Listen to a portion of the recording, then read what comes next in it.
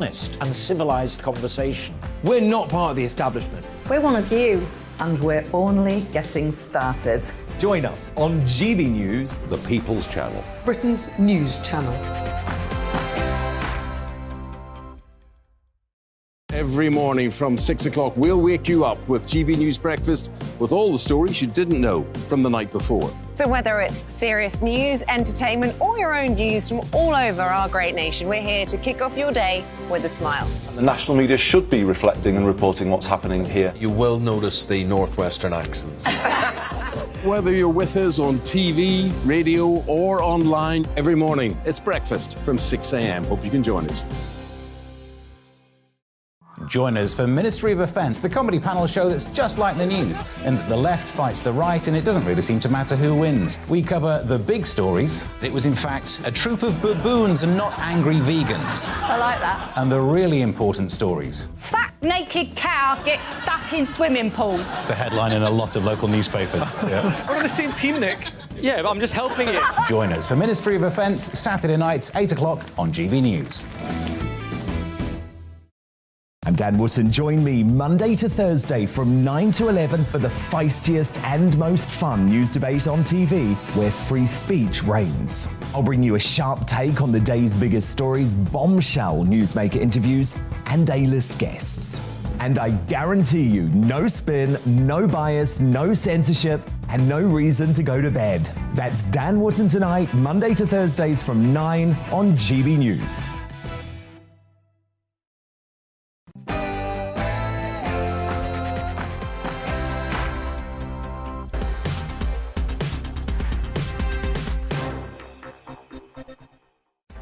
Hi there and welcome to Brazier. Some fast-paced news from 4 until 6 for you. In the next hour, reports from Russian media this afternoon that 2 British men accused of being mercenaries in Ukraine have now been sentenced to death. Aidan Aslin and Sean Pinner were detained in April before appearing in court in the separatist Donetsk People's Republic. Former British Army Commander Colonel Richard Kemp will join me next. I'll take you through Downing Street's response. It's just come in as well. Also turning benefits into bricks, Boris Johnson launches his version of Margaret Thatcher's Right to Buy scheme. But if it's now possible to buy a home while on benefits, what do working folk who've spent years saving for a deposit make of the plan? Also, fly tipping cost taxpayers £400 million a year. There were 1 million instances of this most antisocial of behaviours across the UK last year. Farmers say they've had enough. They're calling on police commissioners to help landowners pay the clear-up costs. And with me for the next 2 hours, the journalist and former advisor to Boris Johnson, he likes to be reminded of that, Tim Montgomery. But first, the latest news headlines.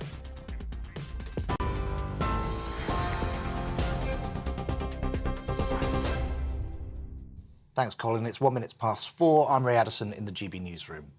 Downing Street says the government is deeply concerned following local Russian media reports that 2 British men accused of being mercenaries for Ukraine have been sentenced to death. Aidan Aslin and Sean Pinner appeared in a Russian-backed court in Donetsk, accused of several offences, including committing actions aimed at seizing power. A Moroccan national has also received the death penalty. Reports say all 3 men will appeal the decision. Former President of Ukraine, Petro Poroshenko, told GB News Russia has no right to hold court. This is the barbarian face of Russia. This is just a strong message which the whole world should send to Russia, that Russia has a zero jurisdiction on this territory. The Prime Minister has confirmed plans to extend the Right to Buy scheme for housing association tenants. The government has also pledged to build a new social home for everyone sold. During a speech in Blackpool, Boris Johnson said 2.5 million households that belong to associations have left people trapped because they can't buy. He argued that £30 billion in housing benefit that currently goes towards rent could help people secure and pay for their mortgages. Boris Johnson says it's time to unbolt the door to ownership. We will finish the right to own reforms Margaret Thatcher began in the 1980s, ending the absurd position where first-time buyers spend their life savings on flats only to find themselves being charged hundreds of pounds for painting their own doors or even unable to own a dog. That's what being on your side is all about. Well, that was Boris Johnson, but speaking earlier, Labour leader Sir Keir Starmer said he doesn't believe these new measures will be effective. The announcement today from the Prime Minister is the wrong approach. It is a reheated version of an idea that the government had back in 2015. They piloted it, it didn't work. And if ever you needed evidence that this divided government is completely out of ideas, it's this announcement today, which is simply reheating an old idea. They piloted it, it didn't work. They really are at the end of the road.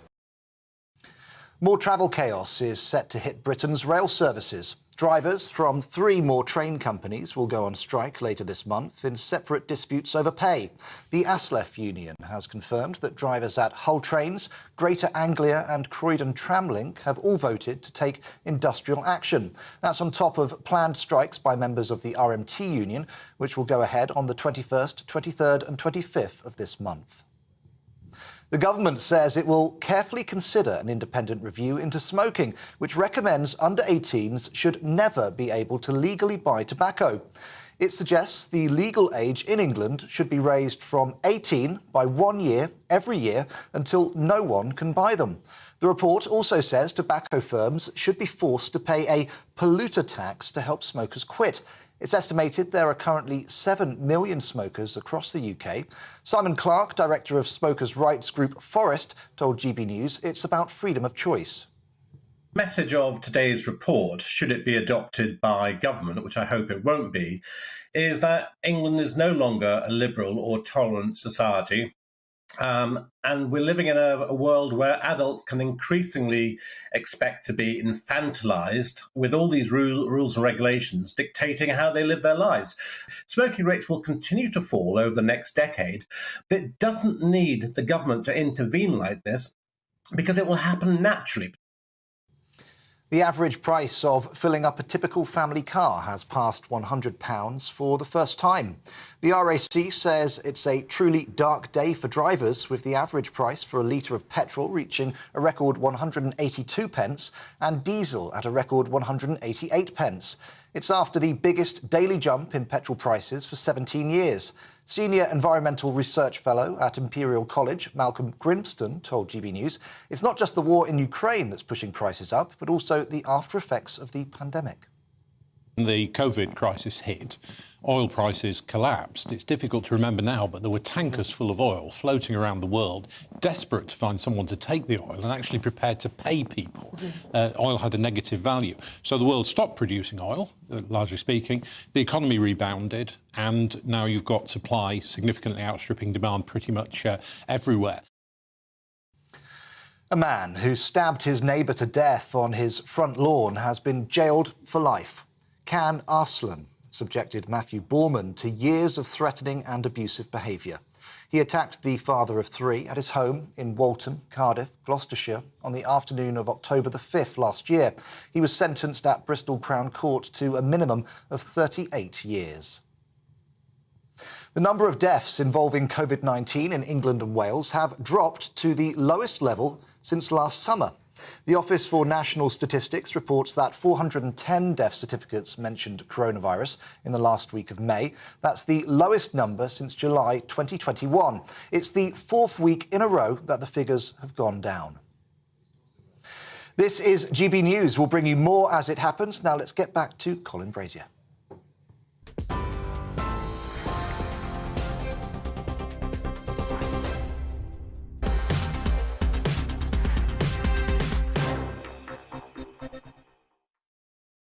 Eight minutes past 4, and we start with these reports from the Russian media outlet RIA Novosti that 2 British men who were captured by Russian forces in Ukraine have now been sentenced to death.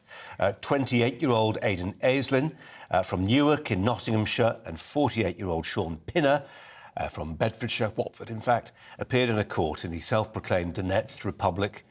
They were accused there of, quote, training in order to carry out terrorist activities. We'll get some reaction to that in just a second. But first, let me tell you what Downing Street is saying. A Number 10 spokesman said, "We are obviously deeply concerned by this. We've said continually that prisoners of war shouldn't be exploited for political purposes. Under the Geneva Convention, prisoners of war are entitled to combatant immunity and they should not be prosecuted for participation in hostilities. One more paragraph. We will continue to work with the Ukrainian authorities to try and secure the release of any British nationals who are serving in the Ukrainian armed forces and who are being held as prisoners of war. That's come through literally in the last 10 minutes. Well, joining me now to talk about this, Colonel Richard Kemp, the former British Army commander. Richard Kemp, welcome to you. Your reaction and thoughts today? It's very predictable. Unfortunately, it was almost a foregone conclusion when Putin and his proxies in his occupied area of Ukraine decided to try these three men, and the two Brits included. And as Downing Street rightly says, they are protected under the Geneva Conventions. They are lawful combatants.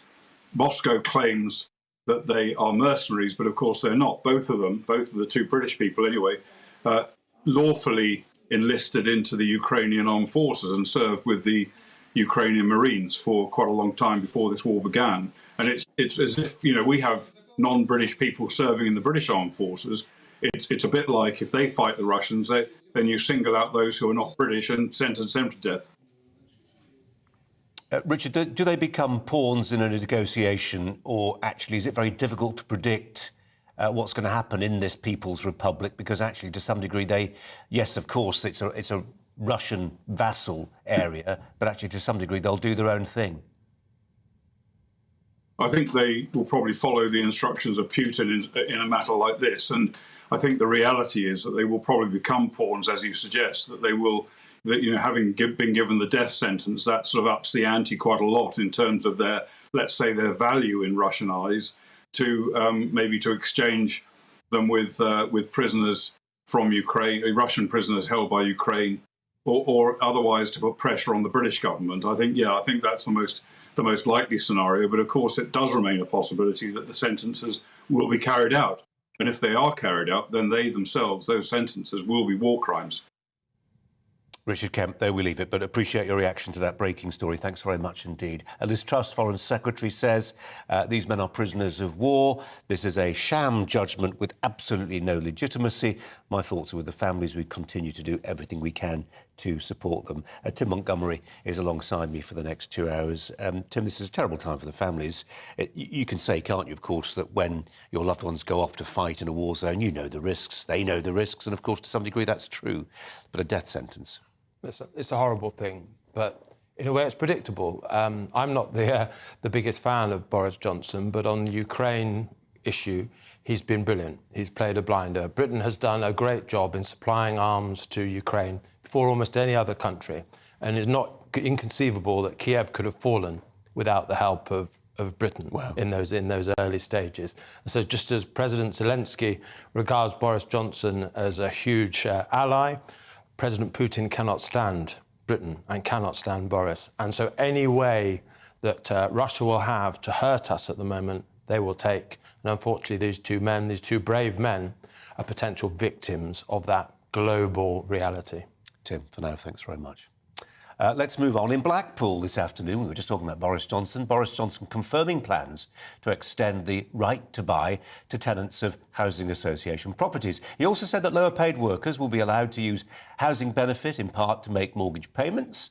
The announcement rekindles memories for some of one of the signature policies of Margaret Thatcher's government. What would the Iron Lady make of the government using taxpayer handouts to help someone get a foot on the housing ladder? Well, obviously we don't know. Indeed, what do working families, many of whom spend years saving for a deposit, think of a scheme that allows homes, at least in part, to be bought on benefits? Joining me now is Freddie Poser, Director of Priced Out UK. Freddie, welcome to you. This has been really widely welcomed, actually. But I think it's right to put the questions that we put in that introduction there, that there will be some people surely looking at this plan and wondering, well, I've been prudent, I've worked really hard, I'm desperate to get on the housing ladder, I don't get benefits, I won't benefit from this scheme. It's true that this scheme leaves out people, for example, in the private rented sector, who aren't in a housing association property. But I think that sort of ignores the main criticism that we at Priced Out and a lot of us across the country will be seeing, is that this doesn't build any more homes, and this is the wrong side of the argument to be focusing on. And Boris could have used today's announcement to focus on the supply side, actually creating more homes for people to live in this country, and it's a shame that he didn't.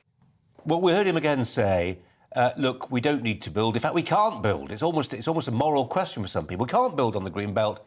We've got to do the old, brownfield sites, etc., etc., etc. Surely the scale of demand for housing in this country, and we could talk about how we got here, 10 million extra people migrating to the UK in the last 20 years, but we are where we are. People need somewhere to live. Don't we just need new towns with proper schools and hospitals and roads, some proper planning? In fact, I think the answer is the opposite. We need less planning, not more. The planning schemes are too onerous, they're too complicated, and they're too restrictive of developers who should be able to build the homes we desperately need. And yeah, sure, we can have some new towns. Those would be wonderful if they're backed up with real transport links and they're built well. But we also need new homes in some of our most prosperous cities across the country. Cambridge, Oxford, London in the south, but also in the north, cities will need new homes as people want to live there. We should be proud that people want to live in this country, and we should be offering them a high quality of life, a safe and affordable place to live. Freddie Poser, for now, thanks very much indeed. Tim Montgomery is alongside me, I'm sure, with thoughts on this one. Thank you. Tim, Freddie's... I can mischaracterise, perhaps I'm about to mischaracterise what he said. Let rip. You can't let rip, can you? No, the only way... Look, we need to build more houses. We absolutely need to build more houses. The crude reality, and this is a crude reality, political reality, is you want to create more Labour voters, put more people on welfare. If you want to build more Conservative voters, give them a chance of home ownership. That's what Margaret Thatcher understood. But one thing, in order, on that road to greater home ownership, you need to build more houses. But if people think that they're put in the wrong place without supporting infrastructure, they're built in an ugly way, you will get a spurt of new building, but it won't be sustainable because there'll be massive public opposition. You have to do it in a concerted, thoughtful way. Beautiful houses are incredibly important, supported by infrastructure. So by infrastructure, Freddie gave me the look when I suggested we need new towns. What's wrong with new towns? I was more interested with Freddie's background of all those bottles, those alcohol in his table and in his room. Look, I understand why someone like Freddie is desperate for the kind of house building. I don't know. I'm fortunate to own my own home. How many young people are ever going to afford to get on the housing ladder? It's a terrible, terrible problem. And it also will poison people against capitalism. Because if young people think they're never going to have a chance to have a stake in our economy, they will think the whole system is flawed. And a lot of experience, I think, young people have with landlords, in London in particular, of rents being changed at the last minute and put up. This is poisoning a whole generation against our economic system. We have to solve it. And the annoying thing, I'm trying to be positive about Boris Johnson at the moment because I'm trying to accept the result on Monday. But if we don't use a majority of 80, which is what the Conservatives have, to begin to tackle a problem like this, when are we ever going to have the courage to tackle it? Yeah. I'd hate to see you being pessimistic, Tim. For now, thanks very much. Well, here's another story that depresses some people. The Home Office is still planning to send 130 asylum seekers to Rwanda for processing next Tuesday, despite the High Court's action to block the move.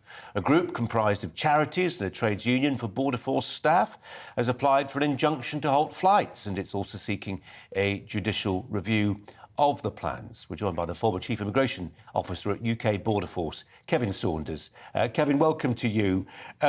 They call it lawfare in America, judicial activism. The lawyers get involved and stop things happening that the elected leaders of a country want to happen. Is that a fair characterisation of what's happening here with the Rwanda plan?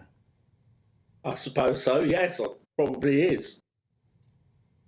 What to do? What to do? The lawyers are having a field day, aren't they? Are they? And what to do about it? Well, I think the government made a little bit of a slip-up. They announced the Rwanda plan back in April. I was actually there when the Prime Minister made the announcement. The trouble is that we're now in June and nobody has been removed. And I think that is probably the problem, because people are saying it's not going to happen. I'm on the other side. I think they will send people. So we'll have to wait and see what happens next week.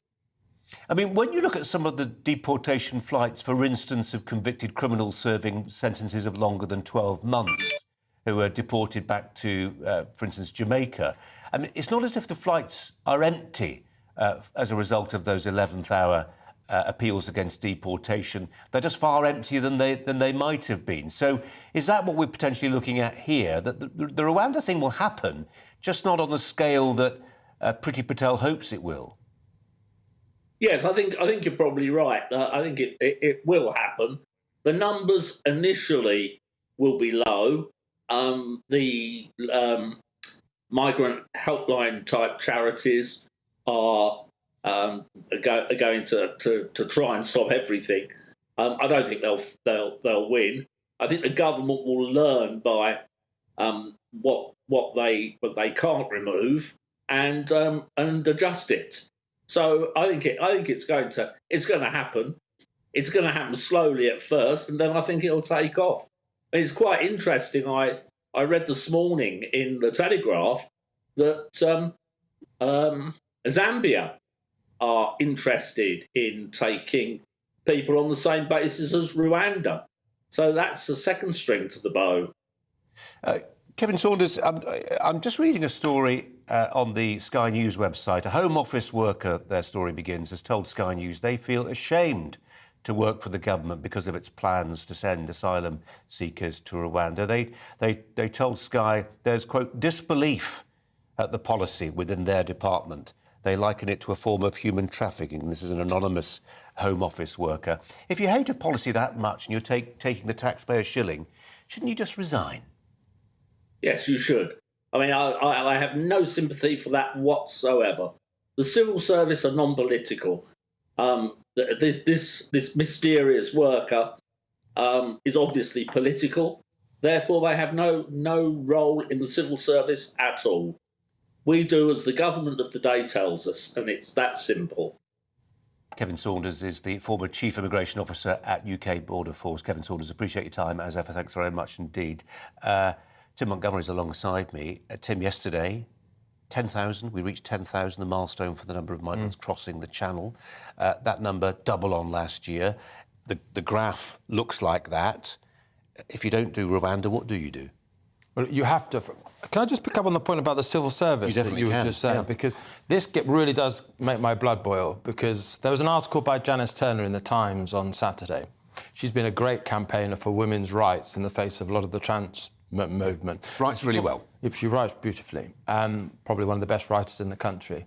And she was just talking about how under a conservative government, the civil service are sort of teaching across the whole civil service the most ludicrous forms of thinking on transsexual rights. We have the Home Office actively undermining Conservative policy on this area.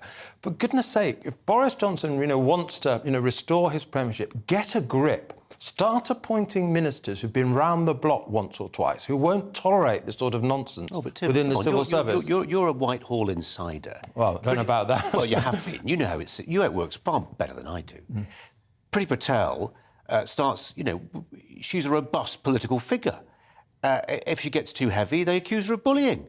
They do, but there are ways of succeeding in Whitehall that often come from having served for quite a while. Now, I'm old enough to remember Mrs Thatcher didn't start putting people into the cabinet until they'd been junior ministers in a number of departments. They knew their way around Whitehall. Those were true Whitehall insiders. We have too many people catapulted too quickly to the top ranks of government at the moment, and they don't really know how to use the system to get people to work for them. And that's why we need a cabinet of big beasts, and we don't have it at the moment. OK, Tim, for now, thanks very much indeed. Now, the cost of filling an average family car, it's reached over £100 for the first time. This is petrol. Drivers continue to face rising prices at the pump. Some forecourts in the UK have seen to be selling petrol at over £2 £2 a litre, leaving some to suggest some petrol retailers are not, and diesel retailers, are not passing on the cut in fuel duty, that 5p cut to consumers in the fullest possible way. Edmund King is the president of the AA. Edmund King, welcome to you. We did an item on that. We do an item on this every other day. There's enormous public interest in it for obvious reasons. But when we broke down the tax take, I mean, it's just a given for people like you who know the sector so well. But when you work out that, 45p out of every pound, I think I'm right in saying 45p goes to the tax man, and then we are left with bills like this. I mean, I know wholesale prices, it's affected many parts of the world, but the tax take is enormous. Well, it is. In fact, it's more than that, because duty is 52p a litre, and then there's VAT at 20% above that. So that's over 30p. So, it's about 85 pence each litre goes straight to the Treasury. So one of the things, Colin, we're calling for today is for the Treasury to cut another 10p a litre in duty. And what we've called upon, it's something actually that George Osborne floated in 2011, and we talked about it previously to that, is a fuel price stabiliser. So how it works, when petrol at the pumps goes up, duty comes down. When petrol goes down beyond a certain level, the duty is increased. And that gives greater stability, whilst also ensuring that the government does get some income, because we totally accept the government needs money from drivers. That doesn't all go to roads, but we accept it should go to the health service, education and other essential services. So that's our call on the Chancellor today, 10p cut plus a fuel duty stabiliser. And the other thing the government could do, which happens in Northern Ireland, so 10p, they have a fuel price checker. Edmund, just before you leave the 10p duty cut, it's a real eye catcher, that. I mean, my instinctive reaction is to support it. But I've got Tim Montgomery alongside me, former advisor to Boris Johnson, amongst other important roles, who was shaking his head vehemently when you said that. Let's just try and understand why, Tim. Edmund, the reason why I think I disagree with you is not just because I don't drive and therefore might be a little bit biased, but isn't it better to do something like cut VAT? To put the money into the pockets of people generally, so, they can choose how to survive this cost of living crisis, rather than just subsidise motorists, because not everyone is motorist, and people should be able to make their own choices, and it's easy to do that if they have a broader tax cut rather than a specific tax cut. Yeah, the problem with that, Tim, is that if it's a cut on VAT, hauliers don't benefit from it, because normally they claim VAT back. And the cost of hauliers is affected by the cost of diesel, that then affects the costs for the consumers. So ironically, cutting duty is actually more effective at getting through to the consumers. And I do accept not everyone drives, but everyone does buy stuff from the shops and the supermarkets, and it's their costs that are really being hit the hardest. Tim, you do accept, don't you, politically, I mean, in terms of measures this government could take that would be seen visibly and quickly as helping with the cost of living crisis, if the government could do something about what's happening on the forecourts, it would be a huge fillip. Well, I take what Edmund just said, and I didn't know that, so I've learnt something. So it was a genuine question, and I thank him for the answer. But actually, in terms of politics, I'm not convinced by what you've just said, Colin, because, of course, what could happen is the government could cut duty by 10p. They cut it by 5p in the spring statement, and then the costs associated with the Ukraine war, etc., could completely overtake that, and people don't see the benefit of it. Actually, if you really want something that's really transparent for voters, you do something like cut council tax, which is such an obvious thing for voters to observe. So, this is often a case why I'm glad I'm not in government sometimes, because it's hard work. Do you do something that will help the economy in the way that Edmund has argued for, or do you do something that voters will absolutely all notice? And balancing these two things is why government is such hard work. Cut fuel duty, cut council tax, cut foreign aid. How about that? OK, Tim, Edmund, thanks both very much. We've got to go. There are Edmund, some thanks for your time. things you can do that don't cost money. So in Northern Ireland, the Consumer Council has set up a fuel price checker, and it publishes the highest price, the lowest price and the average price. And what that means is there's more competition at the pumps in Northern Ireland. And as a result, fuel prices are 6p a litre cheaper. So that is something the government could do without costing any money. It just increasing competition in the market sometimes brings prices down. You know, all this talk about £2 a litre, one worry about that is it actually leads to some of the retailers thinking, well, guys, we can get away with this. Let's increase our prices. And golly, it turns out they can. Transparency certainly helps. Yeah, that's a fantastic idea from Northern Ireland. Edmund, thanks so much for your time. Tim Montgomery too. Back to Tim in just a second. Coming up though now, there were over 1 million recorded instances of fly tipping on public land last year, according to government figures. Back in a moment with that.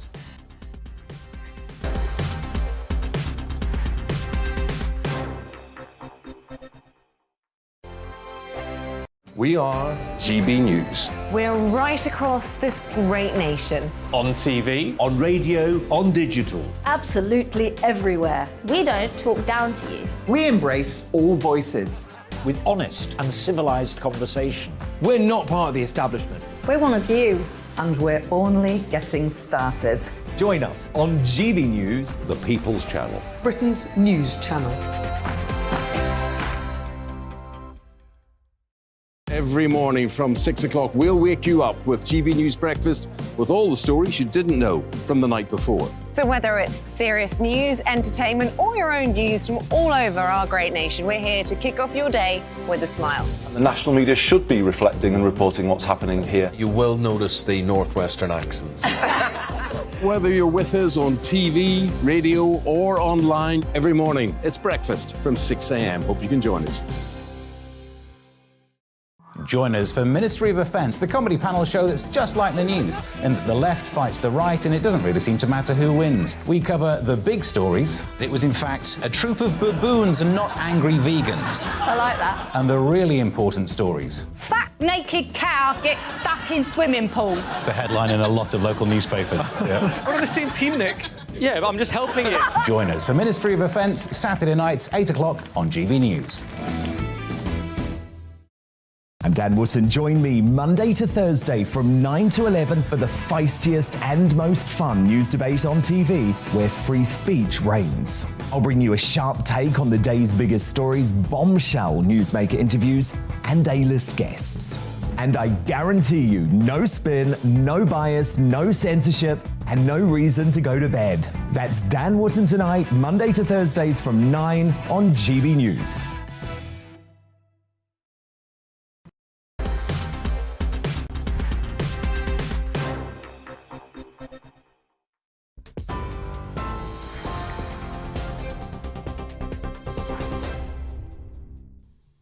It's 4:31. I'm Ray Addison in the GB newsroom. Foreign Secretary Liz Truss has condemned the death sentences given to 2 British men fighting in Ukraine, calling them a sham judgment with absolutely no legitimacy. Aidan Aslin and Sean Pinner appeared in a Russian-backed court in Donetsk, accused of several offences, including committing actions aimed at seizing power. A Moroccan man also received the same sentence. Boris Johnson's spokesman says the UK will work with Ukrainian authorities to secure their release. Former President of Ukraine, Petro Poroshenko, told GB News Russia has no right to hold court. This is the barbarian face of Russia. This is just a strong message which the whole world should send to Russia, that Russia has a zero jurisdiction on this territory. The Prime Minister has confirmed plans to extend the right to buy scheme to housing association tenants. During a speech in Blackpool, Boris Johnson argued that the £30 billion housing benefit, which currently goes towards rent, could help lower-paid workers secure and pay for their mortgages. The government has also pledged to build a new social home for everyone sold. We will finish the right to own reforms Margaret Thatcher began in the 1980s. Ending the absurd position where first-time buyers spend their life savings on flats only to find themselves being charged hundreds of pounds for painting their own doors or even unable to own a dog. That's what being on your side is all about. Drivers from 3 more train companies are set to go on strike later this month in separate disputes over pay. The ASLEF union confirms that drivers at Hull Trains, Greater Anglia and Croydon Tramlink have all voted to take industrial action. The average price of filling up a typical family car has surpassed £100 for the first time. The RAC says it's a truly dark day for drivers. The average price for a litre of petrol has reached a record 182 pence and diesel is at a record 188 pence. It's after the biggest daily jump in petrol prices for 17 years. The government says it will carefully consider an independent review into smoking, which recommends that under 18s should never be able to legally buy tobacco. It suggests the legal age in England should be raised from 18 by 1 year every year until no one can buy them. The report also says tobacco firms should be forced to pay a polluter tax to help smokers quit. We're on TV, online and on DAB+ radio. This is GB News. Now let's get back to Colin Brazier.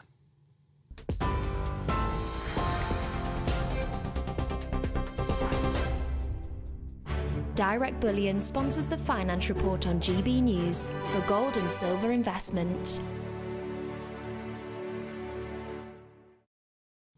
Here's today's markets as they currently stand. The pound is 1.252 to the dollar and 1.176 to the euro. And the price of gold currently stands at £1,472.77 per ounce. Direct Bullion sponsors the Finance Report on GB News for gold and silver investment.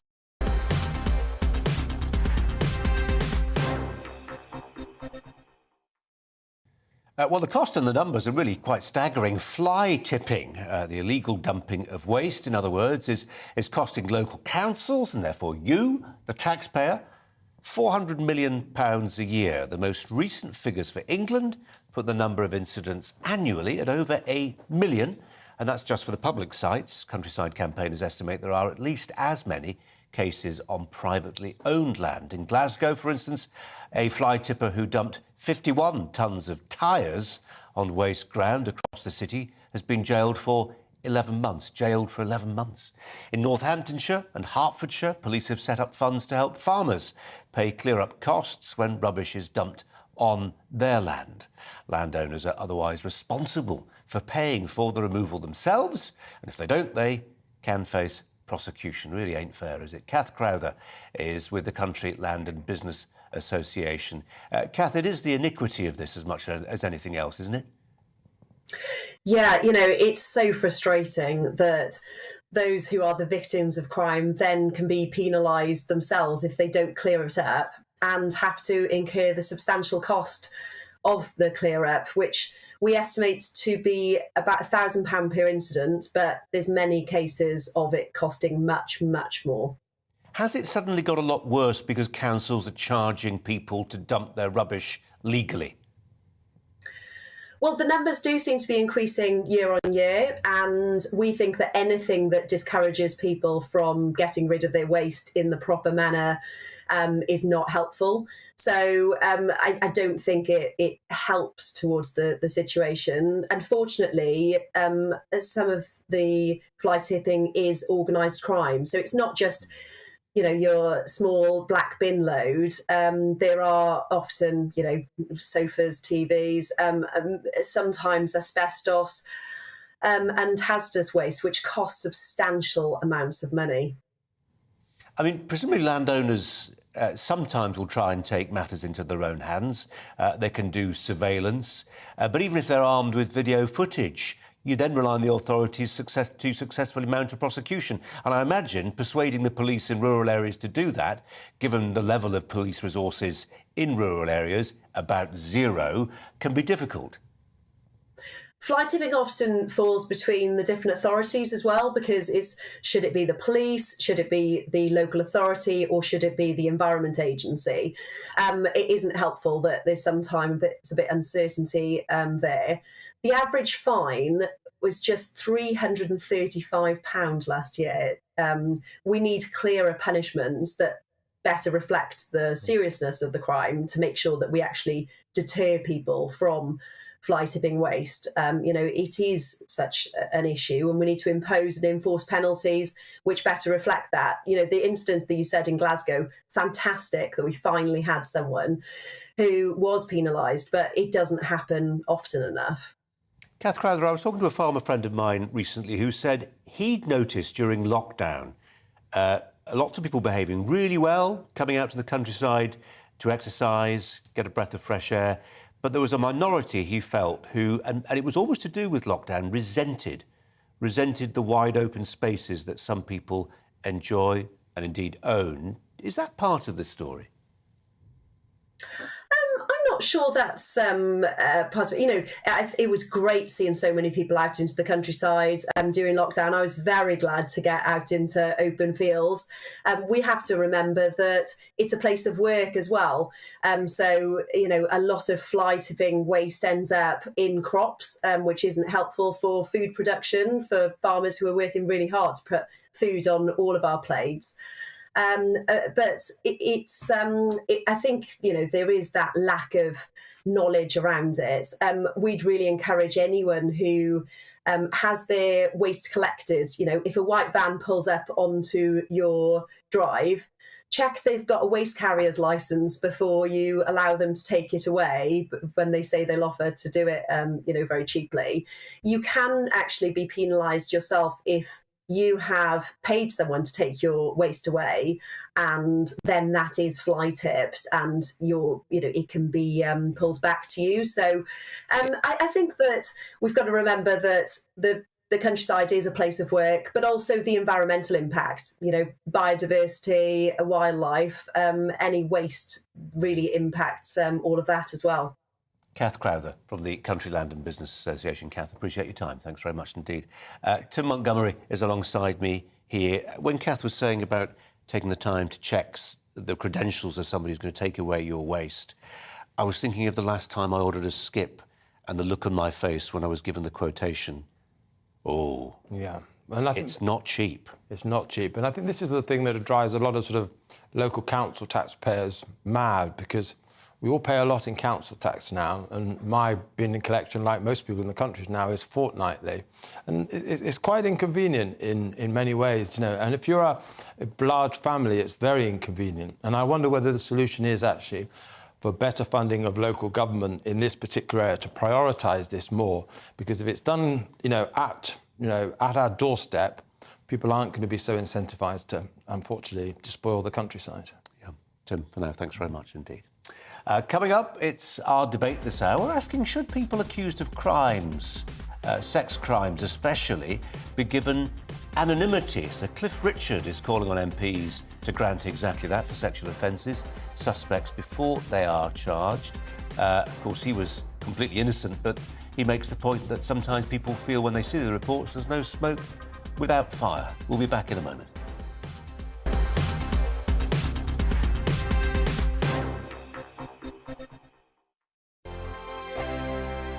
We are GB News. We're right across this great nation. On TV, on radio, on digital. Absolutely everywhere. We don't talk down to you. We embrace all voices. With honest and civilised conversation. We're not part of the establishment. We're one of you. And we're only getting started. Join us on GB News, the People's Channel. Britain's news channel. Every morning from 6 o'clock, we'll wake you up with GB News Breakfast with all the stories you didn't know from the night before. So whether it's serious news, entertainment, or your own views from all over our great nation, we're here to kick off your day with a smile. And the national media should be reflecting and reporting what's happening here. You will notice the northwestern accents. Whether you're with us on TV, radio, or online, every morning, it's breakfast from 6 a.m. Hope you can join us. Join us for Ministry of Offence, the comedy panel show that's just like the news, in that the left fights the right and it doesn't really seem to matter who wins. We cover the big stories. It was in fact a troop of baboons and not angry vegans. I like that. And the really important stories. Fat naked cow gets stuck in swimming pool. It's a headline in a lot of local newspapers. Yeah. We're on the same team, Nick. Yeah, but I'm just helping you. Join us for Ministry of Offence, Saturday nights, 8 o'clock on GB News. I'm Dan Wootton. Join me Monday to Thursday from 9 to 11 for the feistiest and most fun news debate on TV, where free speech reigns. I'll bring you a sharp take on the day's biggest stories, bombshell newsmaker interviews, and A-list guests.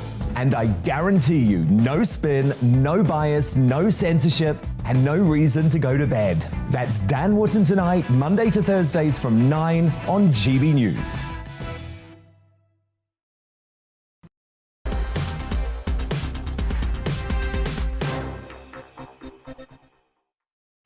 Coming up on 4:45, our headlines today, the Foreign Secretary Liz Truss says she utterly condemns the sentencing of 2 British men accused of being mercenaries in Ukraine to death. Aidan Aslin and Sean Pinner were detained in April before appearing in court in the separatist Donetsk People's Republic.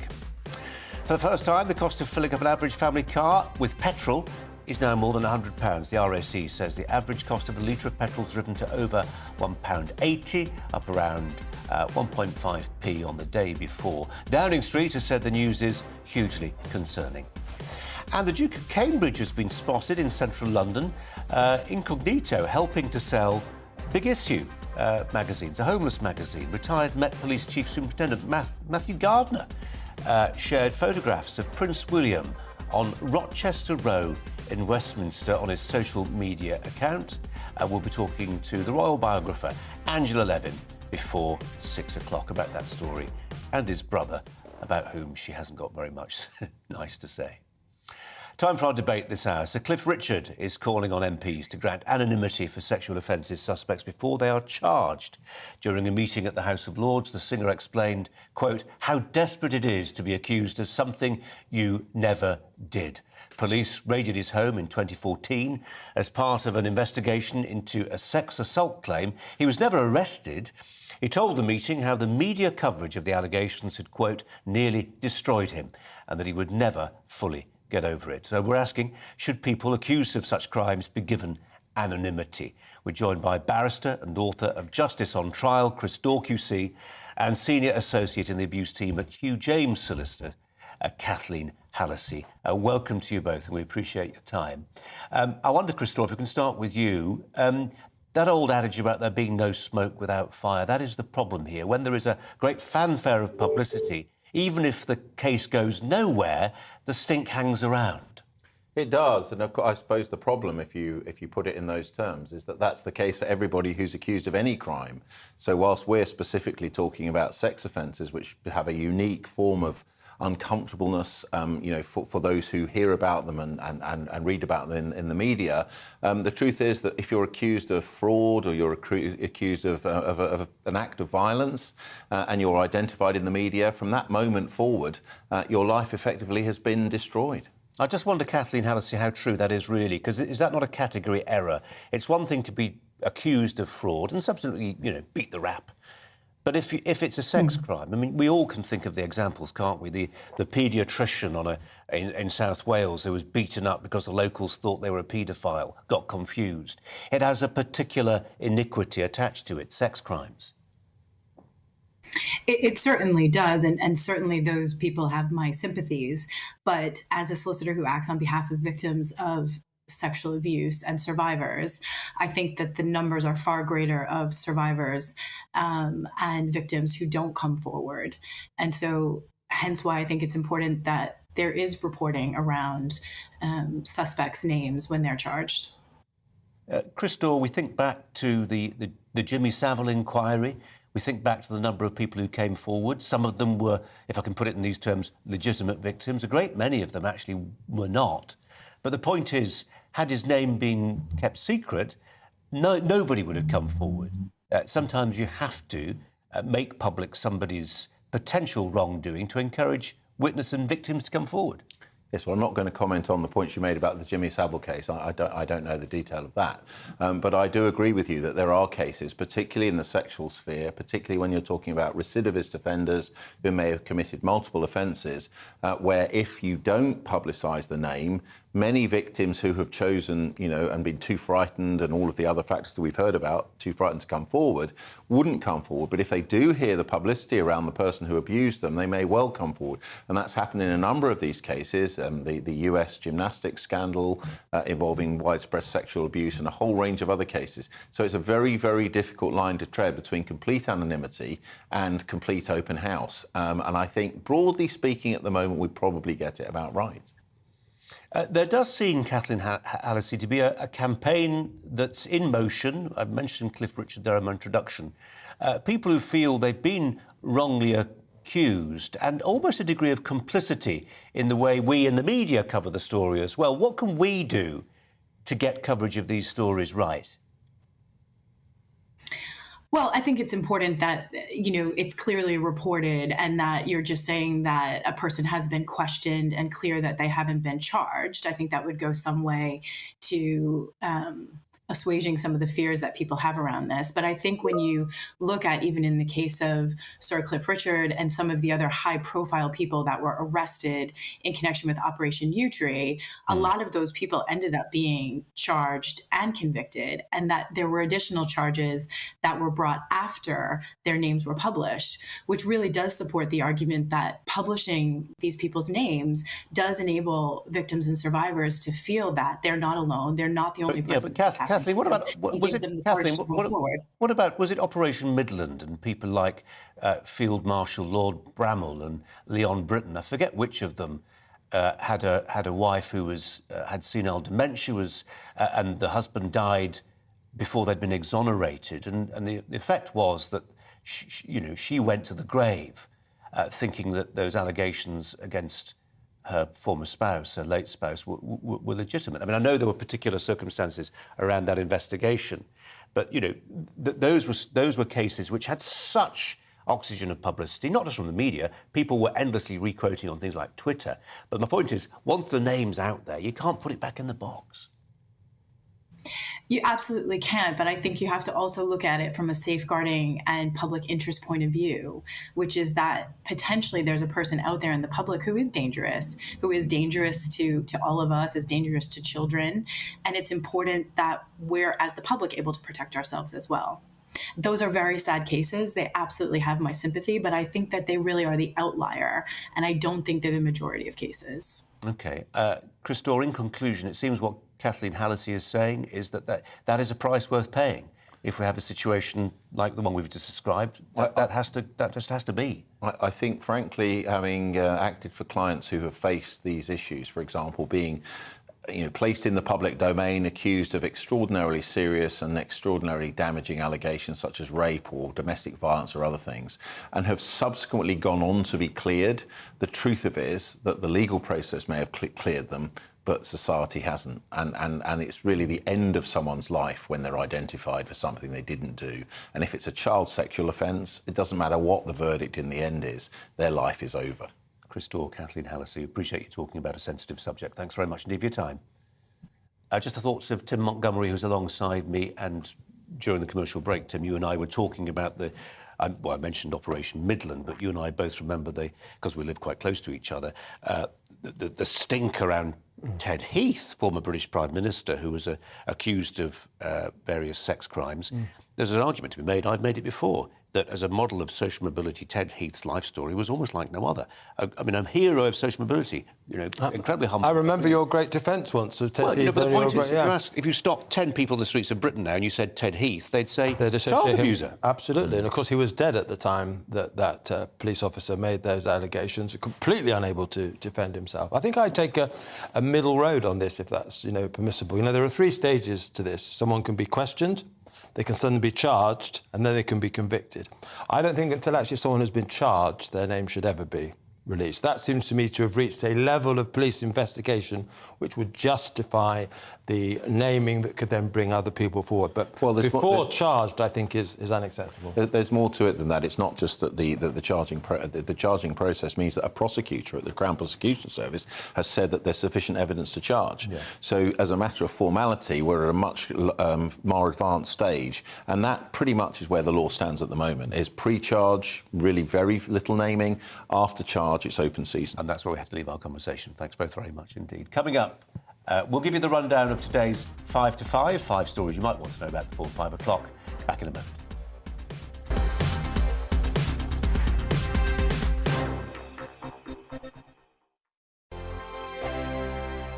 We are GB News. We're right across this great nation. On TV. On radio. On digital. Absolutely everywhere. We don't talk down to you. We embrace all voices. With honest and civilised conversation. We're not part of the establishment. We're one of you. And we're only getting started. Join us on GB News, The People's Channel. Britain's news channel. Every morning from 6 o'clock, we'll wake you up with GB News Breakfast with all the stories you didn't know from the night before. So whether it's serious news, entertainment, or your own views from all over our great nation, we're here to kick off your day with a smile. The national media should be reflecting and reporting what's happening here. You will notice the northwestern accents. Whether you're with us on TV, radio, or online, every morning, it's breakfast from 6 a.m. Hope you can join us.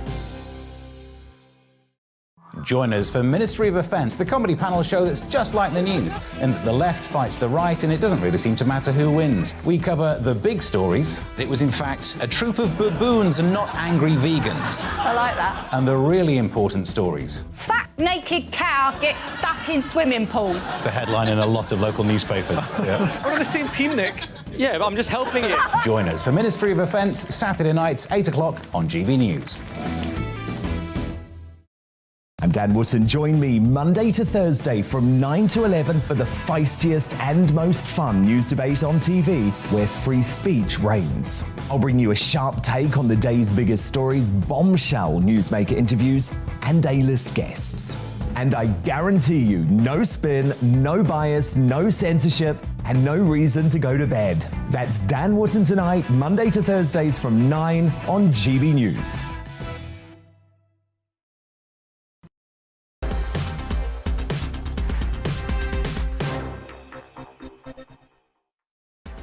Time for 5 to 5. 5 things you might want to know about before 5 o'clock today. At 5, MPs calling for new legislation to be fast-tracked, which would limit the impact the planned rail strikes would have on commuters later this month. The new law would require train companies to run a minimum service during walkouts, a measure already in place in other European countries. Members of the RMT, they'll walk out on the 21st, 23rd and 25th of June.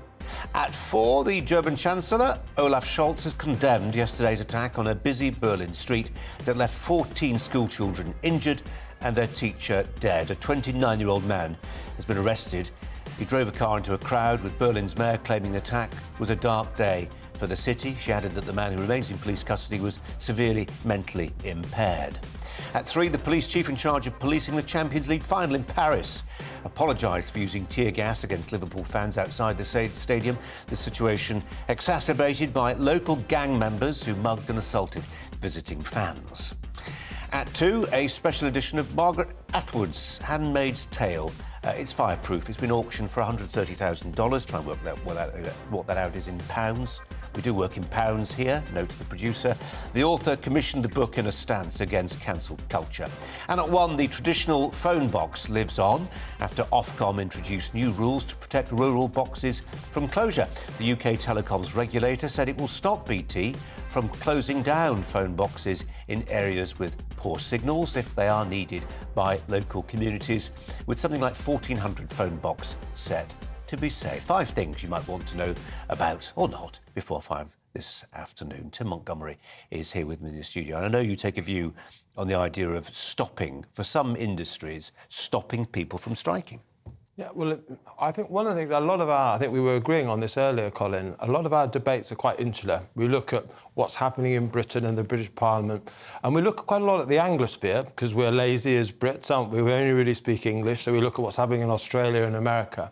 But actually, I think we have a lot to learn from the continent on how to regulate railways, and they have a lot of no-strike agreements with their railways, partly because a lot of people have, like me, no choice but to use the train to get in to work. And so I think we need to explore a continental model for regulating. And just practically, you can't drag people to work who don't want to go there. Yeah. But from here on after, you could say, if you're signing a contract of employment with a train operator, there's a no-strike clause. Sorry, guys. Over the space of the next few years, anyone who joins the railway, perhaps they'll get a little premium in their pay as a result. But as part of that, agreement, they agree not to strike in return for that premium.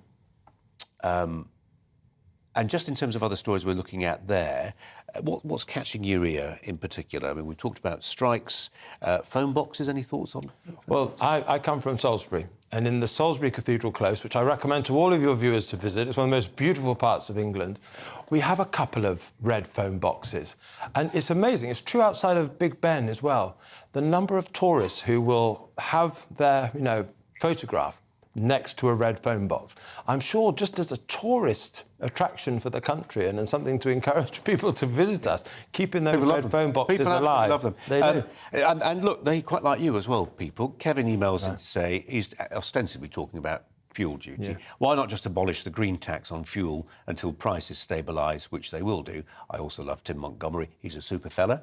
There you go. Nice. Sure that's not my mum giving a secret name. Harry says, you have to remember petrol is not the only tax on motorists. They pay a yearly road tax plus a tax on the insurance policy, which makes the costs even worse. It's often the point that motorist friends of mine and yours make to cyclists who don't pay road tax. We won't mention that, will we? Kenny says, how many people spend £100 in one go? Not many. Most people now spend £10 or £20 on a visit to the petrol station. Jeff says we should scrap green levies. That'll help us with the cost of petrol. I think Jeff has been talking to Kelvin Mackenzie about that. He's very much in favour of that particular subject. If there's one policy as a former advisor to Boris Johnson that he could, at the stroke of a pen, do to recapture favour, what would it be? Well, there isn't one, but seeing you put me on the spot, it would definitely be cut council tax. It's the most tangible way that people feel the cost of government. OK, Tim, that's pithy. Thanks very much indeed. More news coming up.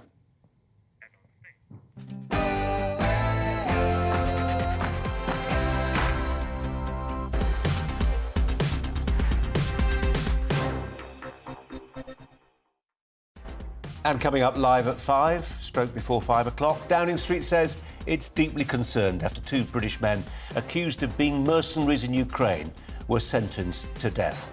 Aidan Aslin and Sean Pinner were detained in April before appearing in court in the separatist Donetsk People's Republic. Former British Army Colonel Mr. Bretton Gordon will be with us in a few moments to ponder on that. Turning benefits into bricks, Boris Johnson launches his version of Margaret Thatcher's Right to Buy scheme. But if it's now possible to buy a home while on benefits, what do working folk who've spent years saving for a deposit make of the plan? Also, fly tipping cost taxpayers £400 million a year. There were 1 million instances of this most antisocial behaviours across the UK last year. Farmers say they've had enough. They're calling on police commissioners to help landowners pay the clear-up costs. And with me for the next hour, the journalist and former advisor to Boris Johnson, Tim Montgomery. But first, the latest news headlines with Ray.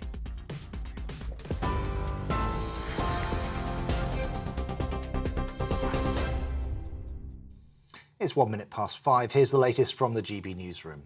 Foreign Secretary Liz Truss has condemned the death sentences handed to 2 British men fighting in Ukraine, calling them a sham judgment with absolutely no legitimacy.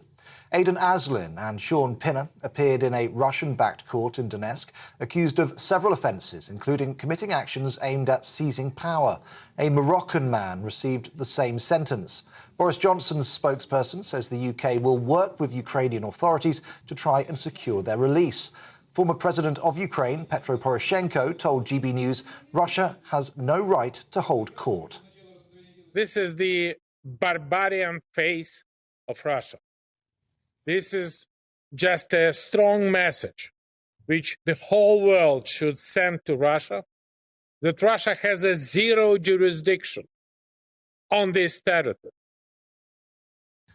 The Prime Minister has confirmed plans to extend the Right to Buy scheme for housing association tenants. The government has also pledged to build a new social home for every one sold. During a speech in Blackpool, Boris Johnson said 2.5 million households that belong to associations have left people, quote, trapped because they can't buy. He argued £30 billion in housing benefit that currently goes towards rent could help people secure and pay for mortgages. Boris Johnson says it's time to unbolt the door to ownership. We will finish the right to own reforms Margaret Thatcher began in the 1980s.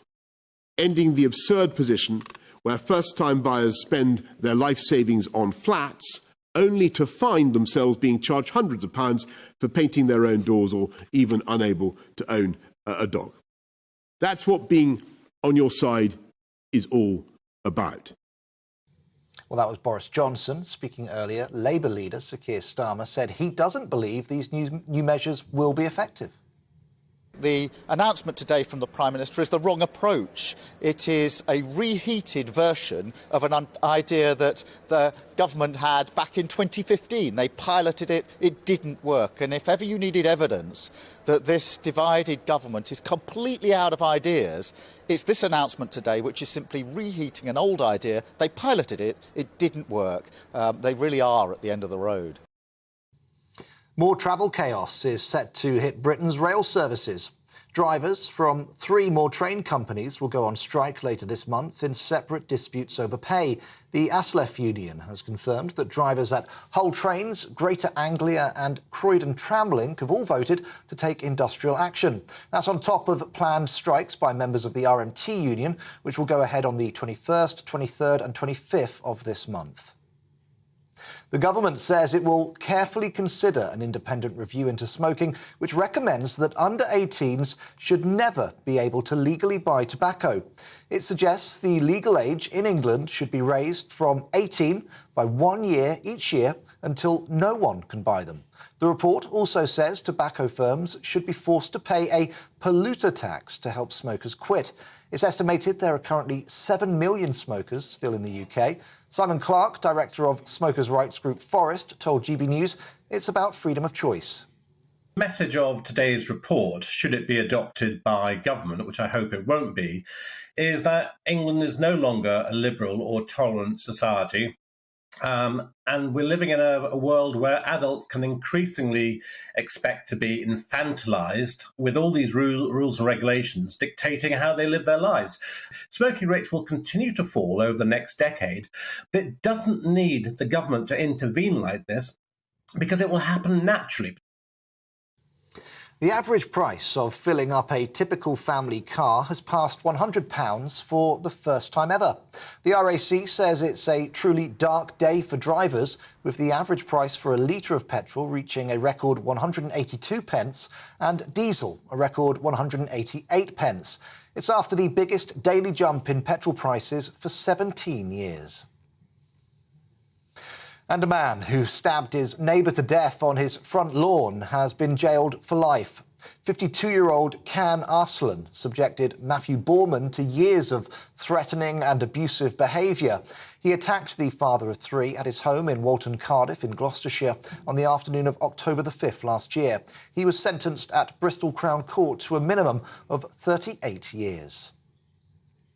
This is GB News. We'll bring you more as it happens. Now let's get back to Brazier.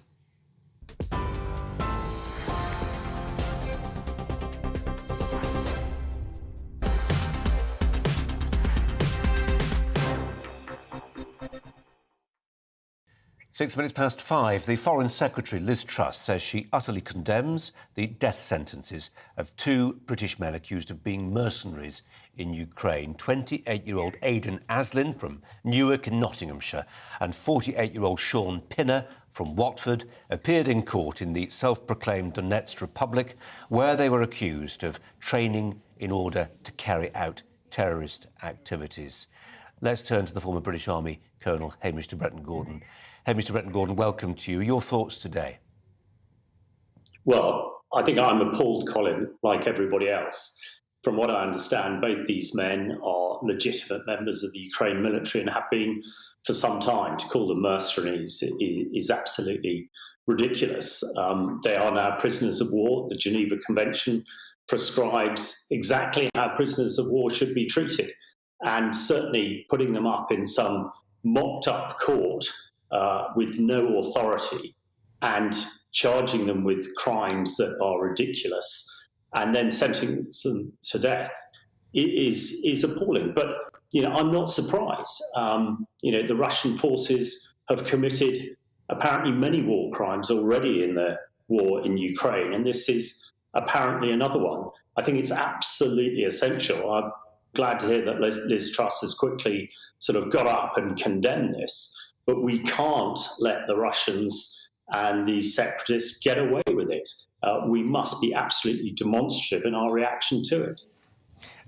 You say the Russians and the separatists. I mean, in a sense, we could have a little bit more confidence in the safe return of these two men if the Russians were able to exercise total authority over the separatists, but we're not sure about that. If we were sure about it, we start to think back to the days of spy swaps and individuals being used as pawns, and you'd have a reasonable expectation that these guys could be returned home as part of a prisoner swap.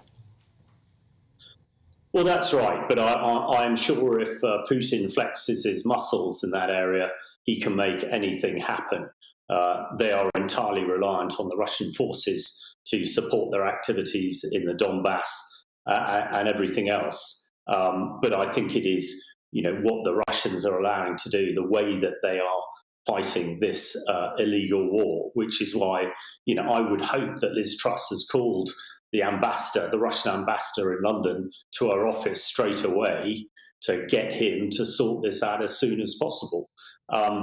It is the Russian military that is full of mercenaries. The Wagner group, who I've seen in Syria, who act absolutely outside the laws of war and the Geneva Convention. So we must make it very clear. I mean, these are British citizens sentenced to death by the Russians. It's outrageous.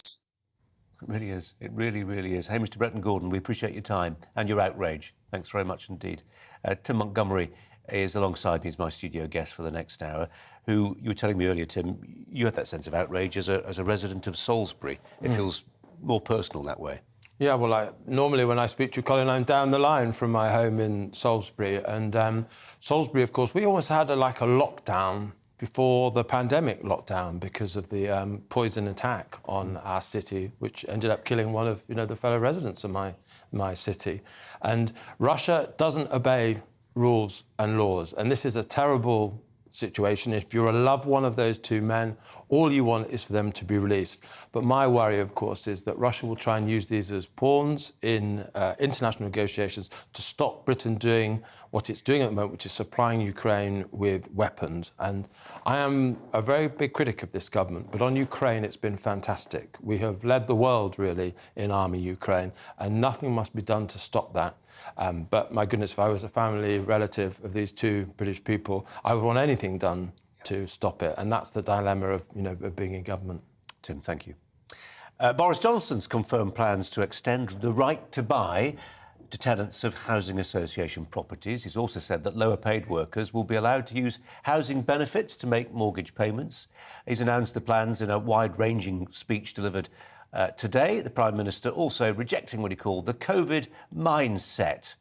It's all rekindling memories of the early Thatcher years, right to buy, etc. Former newspaper editor and media consultant Neil Wallace is here in the studio. Neil, very good afternoon to you. Thanks for coming in. Hi.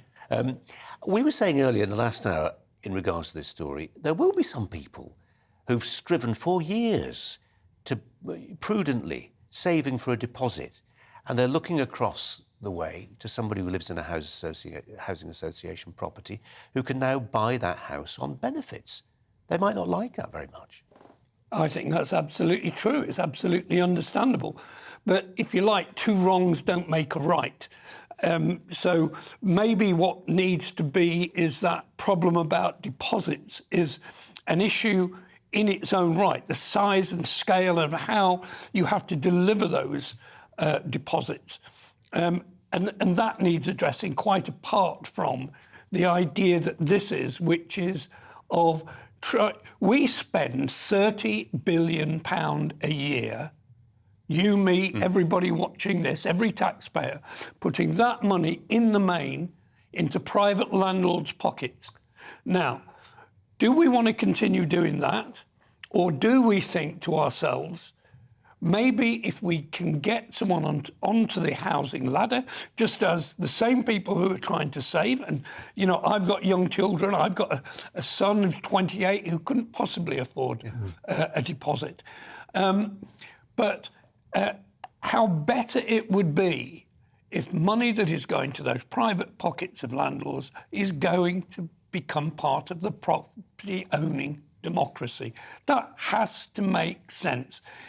Even though I quite understand that resentment almost of those who are thinking, I've scrimped and saved. Well, I obviously did. I was lucky. I was at the start of it.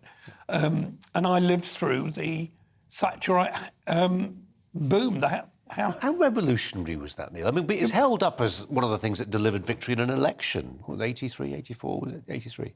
It was utterly astonishing to live through. It transformed the world. I was a young reporter at the time. You can see I'm slightly older now. We all are. Not you, Tim. But what it did was liberate people. It liberated them. It gave them the chance to dream. And the human being deserves to be able to dream. And we at the moment, for every... I read this morning, the guy from the... Robert Colville, the think tank guy. He pointed out that of every pound we spend on social housing, we spend 3 pence of that pound on helping people to get a new home, to buy their own home. Yeah. And we spend 97 pence on keeping people in rented accommodation. Where does that make sense? That cannot make sense. I mean, my only concern about this, I have to say, Colin, is, and I'm sure you may feel some of this as well, will Boris Johnson see this through? Because what drove the original right to buy was Thatcher's determination. It was, to call it Thatcherite doesn't quite get it. It was absolutely driven by it. Is there not a problem, and Neil identifies it exactly, this feels like a government thrashing around for great big fat headlines, but will it still be there in a year? Well, we're going to agree too much here, aren't we? But, Sorry about that. Mrs Thatcher wasn't called the Iron Lady for nothing. When she said something, she thought it through, she'd prepared what she wanted, and she would stick at it. The lady wasn't for turning. Boris could easily give up on this policy in a couple of weeks when something else has caught his attention, I'm afraid. But here are, you're going to disapprove of this, Colin, potentially. You might accuse me of being a bit of a socialist. I would build an awful lot more council housing. I think it's time, when you have massive government failure, to build council housing, to use that council housing to bring the extended family back together, and then to sell it off in due course. I'm not going to disagree with you. No? I'm not going to disagree. Neither am I. I mean, our starting point for all this is that we've had 10 million people come to this country in the last 20 years. We've got to build shed loads more houses. We've got to build new towns with roads and hospitals and schools. We can't have endlessly tiny little roads. Everybody's double parked everywhere. You can't swing a cat. We can't have that. And give him his due. And again, it comes down to whether or not he sees this through. For every house that's sold, they need to quickly provide another house. Another house has to get built so that your children, my children, I've got 2 grandchildren, they need the dream of somewhere to live of their own. Neil, thanks for coming in. Really appreciate it. It's a story we're going to return to, I'm sure. Now, Home Office plans to send asylum seekers to Rwanda for processing. They've been cast into doubt after legal action was lodged against them. A group comprising of charities and a trades union for border force staff has applied for an injunction to halt flights. It's also seeking inevitably, perhaps, a judicial review of the plans. Sky News is reporting today that some civil servants at the Home Office feel ashamed to be implementing the policy. We're joined by the barrister and legal commentator Francis Hoare. Francis, welcome to you. This was predicted. There are some people, political observers, who say actually it was part of the strategy of the government to come up with the Rwanda plan, wait for the judicial activism to start, and then point at the lawyers and say, we're trying to sort out this problem, and here comes lawfare. Yes, quite possibly. In terms of the challenge that has been made, I'm aware of one, and it's quite possible that there are others, which is a challenge based upon the transparency or the lack of transparency. 2 grounds, actually. Firstly, the lack of transparency about the policy as to who exactly is to be affected by it, which is an important plank of public law. And secondly, the fact that the plan will, it says, I'm looking at the crowdfunding page, unlawfully penalise refugees based on their irregular entry. That is a legal challenge by something called Care for Calais. But it may be that the challenge that you've referred to is different, and it's quite possible that there are more than one challenges. But that's the one that I've been able to find, and those are the very quite limited grounds on which that challenge is based. Francis, when we see deportations, for instance, is of a different category, of course, but when we see deportations of foreign criminals, people who've been convicted in the UK, they're foreign nationals but convicted of crimes in the UK and given a sentence in excess of 12 months, and therefore the government then has a right to deport them to their country of origin. And very often we get these 11th hour legal appeals almost on the tarmac. They're on the plane. Actually, you're coming off the plane, you're staying until this appeal's fully heard. But actually, the planes still leave with a proportion of those would-be deportees on board. Is that not just what we're going to see here? The government won't get the full number it wants, but it might get half of them. It depends. The challenge that I'm looking at is a challenge of the whole policy, and if the whole policy is being challenged by judicial review, anyone affected by the policy could potentially, you would expect, they would apply for an injunction preventing the enforcement of this policy in general. And this policy, it should be said, arises out of a safe third country policy by the Home Office, which could potentially apply to any country. It's just that Rwanda is the first country with which the Home Office has had an agreement. Now there's been for a long time under the Dublin Convention and under the Rome Convention and various other refugee conventions, there has been a theoretical principle that the refugee is required to claim asylum in the first safe country to which he or she gets. And that has, frankly, not been applied in the United Kingdom for a very long time. Case law has made it very difficult to apply it. And also countries that have been unwilling to accept refugees. I mean, a very obvious example is France. I imagine that the government would be delighted if the French would agree to an immediate removal to France from those people who have very obviously come from France, albeit there'll be some uncertainty, I suppose, with boats, people from boats as opposed to ferries and the Channel Tunnel, which was the more usual route for illegal refugees to come in the past. That's very obviously from France. In this case, they might say they're from Belgium or Netherlands, and it will be impossible to tell, which will be used against the government in those cases. And that might be one reason why Francis, they're not known, many of them are not known for keeping their ticket stubs or even their passports or anything that would help the authorities identify them, are they? That's the truth of the situation, isn't it? Francis, it's really good to talk to you. Thanks very much indeed. Francis Hall there with his perspective on the Rwanda policy. Tim Montgomery is alongside me. Tim, I just want to pick up that point I made in the introduction there. Sky News reporting a Home Office worker has told Sky News they feel ashamed to work for the government because of its plans to send asylum seekers to Rwanda. If a civil servant paid for by the taxpayer hates the policy of an elected government, what should they do? If they're ashamed to work for the government, stop working for the government then. We have elected, quite legitimately, a certain government to control the nation's borders. If you don't support the way that government has democratically got in through Parliament, that legislation, leave. And certainly don't brief the newspapers or brief a broadcaster. And this is a general problem, I think, at the moment. There was an article by Janice Turner in the Times on Saturday talking about how the civil servant are teaching the most sort of ludicrous thinking across the civil service on transsexual rights. I don't see how this is even happening under a Conservative government. Yeah. And ministers need to get a grip of their departments, and I'm afraid, and ensure that perhaps with more special advisors, more experienced ministers, that they're actually pushing their agenda through their whole departments. Tim, I don't want to get too pointy-headed. We haven't got time to get too pointy-headed particularly, but this is the work of generations. It's the work of decades.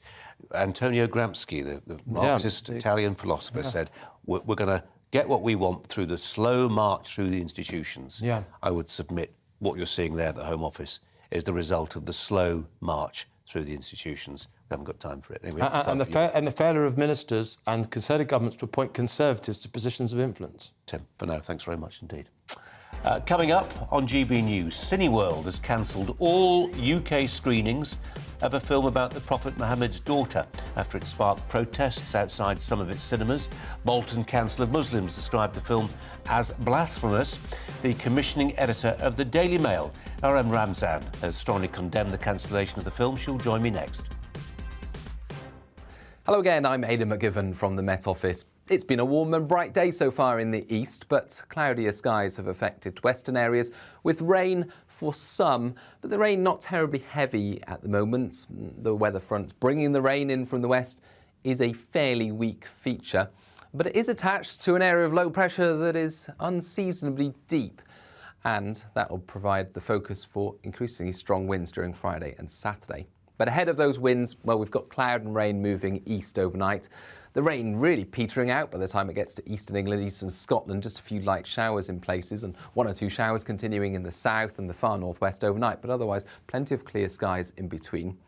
And despite the clear skies, actually the breeze will be picking up through the night, so 14 to 16 Celsius by dawn on Friday in the south, 10 to 13 for Scotland and Northern Ireland. And a bright start for many. There will be some sunshine first thing, but quite quickly the cloud will build. That cloud will give the odd shower over Wales, northern and western England, but the most frequent and heaviest downpours will affect Scotland and Northern Ireland. Here we'll also see the strongest winds, so that will make it feel cool. Mid-teens for the west of Scotland, but still the potential for 24 Celsius towards the southeast, although it will be fairly breezy for all of us. And that wind reaching gale force around exposed coasts of western Scotland, and here we'll also see some more prolonged rain move in during Friday night and the first part of Saturday. Showers easing elsewhere, still one or two in the west, but clear skies for the Midlands, East Anglia and the southeast. However, again, because of the breeze, temperatures will hold up in the teens in many spots. So a blustery start to Saturday, that wind bouncing over the hills of Wales, northern England to give a gusty day, and there'll be further showers here. There'll also be frequent showers continuing for Scotland and Northern Ireland, and again that wind making it feel cool with gales around exposed western coasts.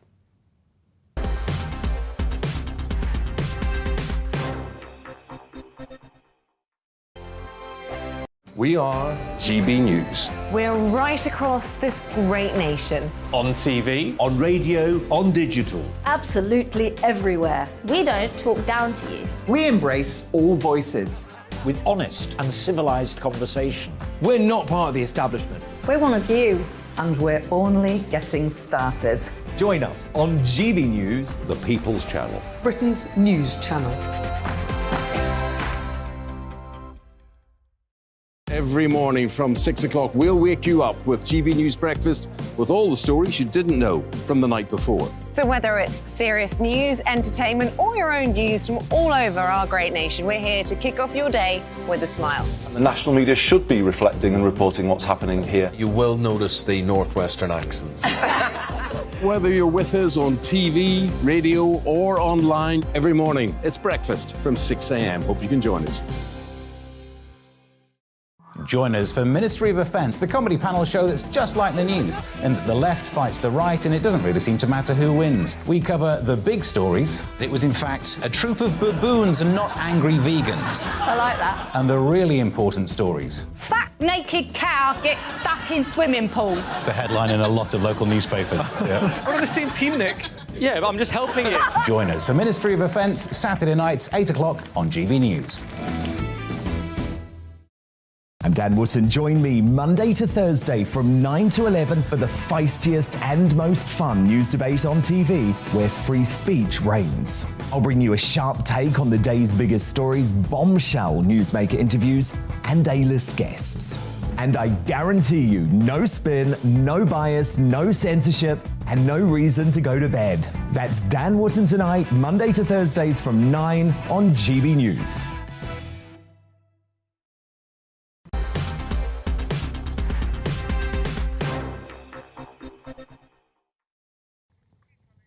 We are going to be talking about what has amounted to a successful campaign to boycott and get cinema chains to ban a film about the life of the Prophet Muhammad's daughter shortly. And we're going to talk about somebody who's written strongly about this. But we're going to reflect on this first. My recent interview with the royal biographer, Angela Levin, went viral following her claims that Prince Harry wanted an apology from the royals for apparently being cold-shouldered at the Platinum Jubilee celebrations. Meanwhile, early today, Prince William was photographed selling copies, and this is not a line you read every day. Let me just read it again. Prince William was photographed selling copies of The Big Issue It's the homeless magazine in central London. Tim Montgomery is my guest this afternoon.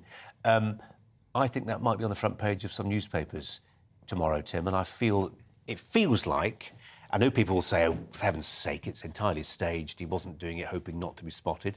The story is he was doing it incognito until somebody spotted him.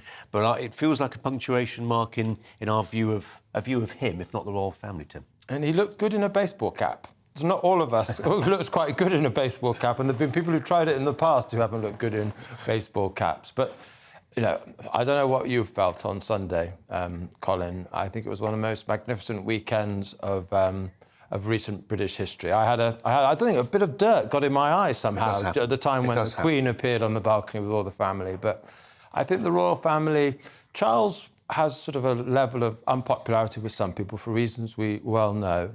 I think he'll be okay. I think people are warming to Camilla. But that next generation with William and Kate, I think we're very lucky that it was William in that position rather than Harry, as it turns out. Interesting, very interesting, and hard to disagree with that point. The UK cinema chain Cineworld has cancelled all screenings of a film about the daughter of the Prophet Muhammad after protests outside branches. Activists claimed the Lady of Heaven was blasphemous. We're joined by Iram Ramzan, who's a commissioning editor at the Daily Mail, who's written about this. And, I mean, to be congratulated, actually, just one journalist to another. I wouldn't have been brave enough to write the piece you wrote, so thank you. Thank you. That's very kind of you to say. Tell us the point you're making in the piece. Well, the point that I was trying to make was that, you know, we've seen this time and again, haven't we? Something happens, either a cartoon, somebody says something that's considered blasphemous or offensive, and we see exclusively groups of Muslim men who will go out and be offended. Sometimes they don't even know what they're offended by, but they'll nonetheless go out and protest and use very bullying tactics to stop anybody else from expressing their views. And the point that I was trying to make in my piece is that whether the film is blasphemous or not, offensive or not, and indeed that is very subjective, it shouldn't stop anyone expressing themselves. They don't have the right to impose their views on others the same way that others don't have the right to impose their views on them. Yeah, I mean, as a professing Roman Catholic myself, I'm sort of quite used to my religion being sent up, often quite mercilessly, sometimes deservedly. On the point about this particular film, is it too late for the cinema complexes to grow a spine? If it is too late, surely then it becomes a situation where the highly paid executives of Netflix and Amazon can take a stand if they so wish to. Well, the problem is that this has happened before. So, for example, last year, a teacher in West Yorkshire showed a photograph or a cartoon of the Prophet Muhammad to a classroom of children, and he was pounded out of his job. He's now living under police protection. I don't think he can go back into teaching now. And nobody was brave enough to just say to these people, you can't come round here and impose your views on us. No one was brave enough to stand up to them. And so what happens is once they get away with it, they'll keep doing it. And we've seen that since the Rushdie affair. We've seen that with the murder of the Charlie Hebdo journalist. And there's so many countless examples. And as I pointed out in my piece, they do it because they know they can get away with it, and they do. Iram, I was born probably about 3 miles from where that copy of the Satanic Verses by Salman Rushdie was ignited on the end of a pole outside Bradford Town Hall. Was it 1989? And that was the moment. That was the moment for the British state to say, actually, guys, that's not how it is. We don't burn books here. You don't tell us what can be published or broadcast. We all have to submit to these values, but that opportunity was missed. Exactly. As I've written in my piece, Shirley Williams on Question Time in 2007 said that it was shameful that Salman Rushdie received a knighthood, and it was a waste of taxpayers' money for him to get police protection. And her views were described as contemptible, and they were. So you're right. This has happened before, and it will keep happening. Incidentally, I went to watch the movie just to see what the fuss was all about. Purely because everyone kept saying it was controversial, it just made me want to watch it even more. And I did speak to a couple of people who went to watch it as well, and there were a few Muslims there, and they said the same thing. They said, we are here because we've just heard how controversial it is, and we just wanted to see for ourselves what the big fuss was all about. And so one gentleman was from a Shia background, so he was more sympathetic towards the narrative of the movie. The movie is written and produced by Shia Muslims, which is why I find it hilarious when people have been describing this film as Islamophobic. It's produced by Muslims, but anyway, it's about the early schism between Shia and Sunni, isn't it? I mean, that's what it's about, yeah. Supposed to actually be about the Prophet Muhammad's daughter Fatima. You know, she's seen as a great role model for Muslim women, and you know, many women are still called Fatima even now. So it's supposed to be about her and her bravery, but actually, without giving too many spoilers away, the movie didn't focus enough on her, I thought. But as you've just mentioned, yes, the movie is about the early schism in Islam when Sunnis divided into Shias. So you had one side who believed that one person should succeed the Prophet Muhammad, and the other group believed it should be somebody else. It should be Ali, the Prophet's son-in-law. Iram, could I submit to you that in a multicultural country like this, we could all do with learning a bit more about each other's religions, which you can't do if you can't see the film. Iram Ramzan, we really appreciate your time, and thanks for that piece today. Thanks for coming on and talking about it. A statement from Cineworld, briefly. They said, due to recent incidents related to the screenings of The Lady of Heaven, we have made the decision to cancel upcoming screenings of the film nationwide to ensure the safety of our staff and customers. There it is, health and safety. We'll debate the big topic of the day, as I ask, is being rich something to aspire to? The chairman of the Social Mobility Commission, Catherine Birbal-Singh, says working class folk should aim lower than Oxbridge. We'll discuss whether being rich is something to aspire to, or if people should set their expectations lower. First, the news with Ray.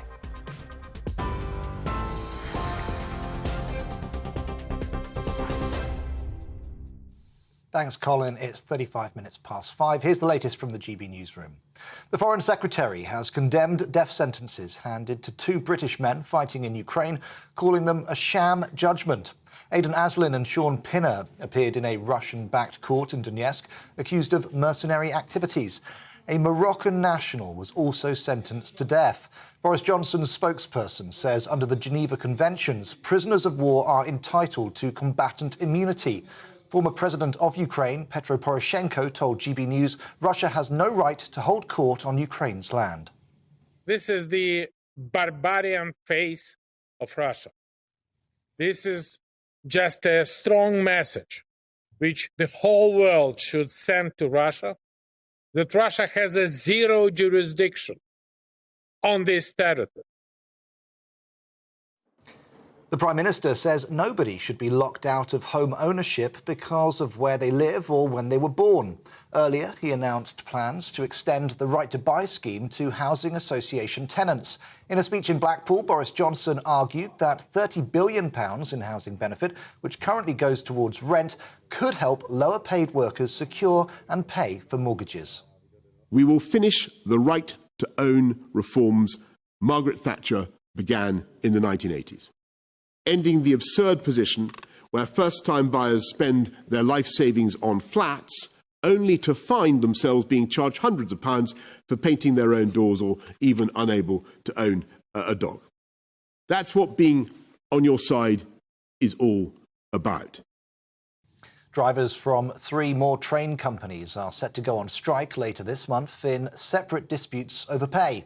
The ASLEF union confirms that drivers at Hull Trains, Greater Anglia and Croydon Tramlink have all voted to take industrial action. The average price of filling up a typical family car has passed £100 for the first time. The RAC says it's a truly dark day for drivers. The average price for a litre of petrol has reached a record 182 pence and diesel is at a record 188 pence. It's after the biggest daily jump in petrol prices for 17 years. The government says it will carefully consider an independent review into smoking, which recommends that under 18s should never be able to legally buy tobacco. It suggests the legal age in England should be raised from 18 by 1 year each year until no one can buy it. The report also says tobacco firms should be forced to pay a polluter tax to help smokers to quit. We're on TV, online and on DAB+ radio. This is, of course, GB News. Now let's get back to Brazier in just a moment.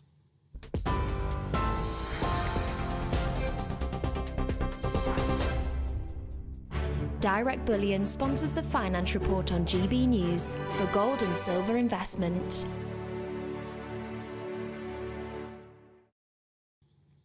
Here's a quick snapshot of the day's markets. The pound is 1.252 to the dollar and 1.743 to the euro. And the price of gold currently stands at £1,474.76 per ounce. Direct Bullion sponsors the Finance Report on GB News, investments that matter. We are GB News. We're right across this great nation. On TV. On radio, on digital. Absolutely everywhere. We don't talk down to you. We embrace all voices. With honest and civilised conversation. We're not part of the establishment. We're one of you. And we're only getting started. Join us on GB News, The People's Channel. Britain's news channel. Every morning from 6 o'clock, we'll wake you up with GB News Breakfast with all the stories you didn't know from the night before. So whether it's serious news, entertainment, or your own views from all over our great nation, we're here to kick off your day with a smile. The national media should be reflecting and reporting what's happening here. You will notice the northwestern accents. Whether you're with us on TV, radio, or online, every morning, it's breakfast from 6 a.m. Hope you can join us. Join us for Ministry of Offence, the comedy panel show that's just like the news, in that the left fights the right and it doesn't really seem to matter who wins. We cover the big stories. It was in fact a troop of baboons and not angry vegans. I like that. And the really important stories. Fat naked cow gets stuck in swimming pool. It's a headline in a lot of local newspapers. Yeah. We're on the same team, Nick. Yeah, but I'm just helping you. Join us for Ministry of Offence, Saturday nights, 8 o'clock on GB News. I'm Dan Wootton. Join me Monday to Thursday from 9 to 11 for the feistiest and most fun news debate on TV, where free speech reigns. I'll bring you a sharp take on the day's biggest stories, bombshell newsmaker interviews, and A-list guests. And I guarantee you, no spin, no bias, no censorship, and no reason to go to bed. That's Dan Wootton tonight, Monday to Thursdays from 9 on GB News.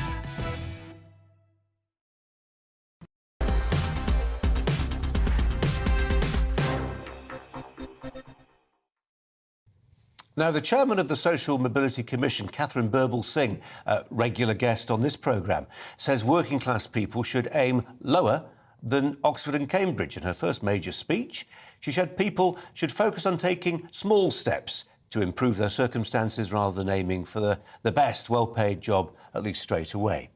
Our debate this hour asking, is she right? Is being really rich something to aspire to? Does it really get in front of everything else that you might aspire to? Joining us now, the economic and wealth advisor, Jonathan Davis, and here in the studio, the business owner and former Apprentice star, Tom Skinner. Gentlemen, welcome to you both. Tom, we'll start with you. You've taken the trouble to come into the studio. I think to be fair to Catherine Birbalsingh, I'm not sure we completely represented her faithfully in that introduction. She's saying that you need to take small steps to get on in life, and this Hollywood idea of rags to riches, it does happen, but rarely. I mean, I I don't agree in what she's saying, because she's sort of saying, really, hang on, if you don't really want to try that hard, you can sort of get away with just getting by. I think everyone should aspire to greatness, you know, and anyone can do it. And by saying that, she's putting people down thinking, well, hang on, yeah, maybe I can't get that far enough. Maybe I won't be able to get as far as where I want to be. So I'll just stick with what I know and what I can do. I think she should have told people, look, go out there, give it your all, and you can be great. And I think it's wrong what she said. Jonathan, she's somebody at the sharp end. I'm a huge admirer of her. She works in a tough school, and she's turned a lot of lives around. And she's seen how, you know, you put work in at this end and this comes out at the other end. She sort of speaks whereof she knows. Certainly one's objectives need to be achievable, attainable. But, you know, there's an old phrase that I learned many decades ago. If you reach for the stars and you only get to the sun, then at least you've travelled 86 million miles. I mean, the idea that you shouldn't try and improve, better yourself, as we used to say, is of course arrant nonsense. It's human nature. We've been doing it since the caves. One guy wanted more meat than the other guy, so they fought for it and killed for it, no doubt. If Roger Bannister hadn't had this view to achieve something excellent, Torval and Dean, Mr. Marx and Mr. Spencer, how about James Dyson, who produced all those equipment for us, Steve Jobs, who transformed the lives of billions, Jeff Bezos, by the way, even me, I'm in the business of making people wealthy, and in so doing, I hope to be wealthy myself, well, wealthier. So yes, it's fundamental to our human nature. We should all try and better ourselves simply because of two reasons. One, because we need to eat and we need to heat and light our homes. And who doesn't want to live in a nicer home, drive a nicer car?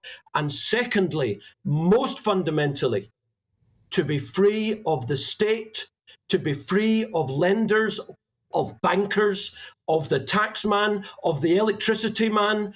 To be free is the most fundamental reason why we should increase our wealth. Well, Tom Skinner, we're sort of heading off in multiple directions, but I like the last one you headed in, and I think we can explore that some more with Tom Skinner. I mean, that idea, we've just been talking about people having the right to buy their homes off housing associations. I mean, that idea that with wealth comes a type of independence, the right to stand in your own 2 feet and maybe say to the man, actually, I don't need your help. 100%. Look, everyone wants to do well in life, you know. I wake up every morning, 5 a.m, get in my van, get my driver's ed, get my sales staff buzzing. I love going to work. I love bettering myself every single day. It's just what we all love doing. And I love your energy, by the way. I can't remember, what was that fella's name? I'm so... Jonathan Davis. Mate, I love your energy, by the way. You honestly, you are buzzing, mate. Love it.